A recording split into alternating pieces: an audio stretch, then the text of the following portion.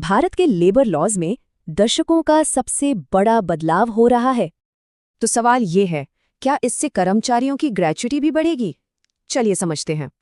इसका पूरा जवाब छिपा है वेतन की एक नई और यूनिफाइड परिभाषा में। 50%। बस ये एक नंबर सब कुछ बदल सकता है। तो नई परिभाषा के हिसाब से वेतन में ये 3 चीजें शामिल हैं। मतलब अब ग्रेजुएटी और पेंशन की कैलकुलेशन में कोई कंफ्यूजन नहीं होगा। तो इसका ग्रेच्युटी कैलकुलेशन पर क्या असर पड़ेगा? चलिए देखते हैं। पहले वेतन टोटल सैलरी का एक छोटा सा हिस्सा होता था, पर अब ये 50% होगा। इसका मतलब कई कर्मचारियों के लिए ग्रेच्युटी का अमाउंट काफी बढ़ सकता है। पर बात सिर्फ ग्रेच्युटी की नहीं है। इन नए कोड्स में वर्कर्स के लिए और भी फायदे हैं। जैसे सभी सेक्टर्स में मिनिमम वेज का अधिकार और एक नेशनल फ्लोर वेज भी। और हाँ, ओवरटाइम काम करने पर अब कम से कम 2 गुनी मजदूरी देनी होगी।